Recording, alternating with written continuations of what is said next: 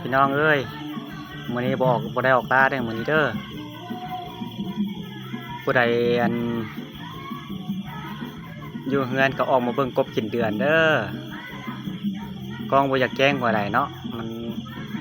แสงมันสะท้อนมามีแต่ออกมาเบิ่งเด้อกบกินเดือนเดี๋ยวนี้กินได้เกือบครึ่งนึงละบ่ฮู้ว่ามันคายแล้วบ่หรือว่ามันหาก็เริ่มกินเนาะ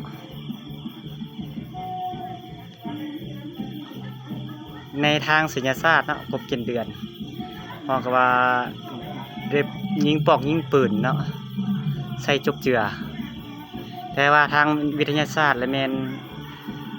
มันเป็นปรากฏการณ์ธรรมชาติปกติเนาะซึ่งว่าดวงตะเวนโลกแล้วก็เดือนเนาะมอเจาะเลี้ยงกันเป็นเส้นซื่อเลยเนาะเฮ็ดให้โลกนี้บางแสงตะเวนไปใส่ดวงเดือนนั้นเฮ็ดให้มีปรากฏการณ์ตัวนี้เนาะปรากฏการณ์กบกินเดือนผู้ใดนั่นก็เข้ามาเบิ่งเด้อเอาไปเบิ่งเลยตอนนี้นะหากสดๆร้อนๆเนาะอยู่นั่นก็คลายแล้ว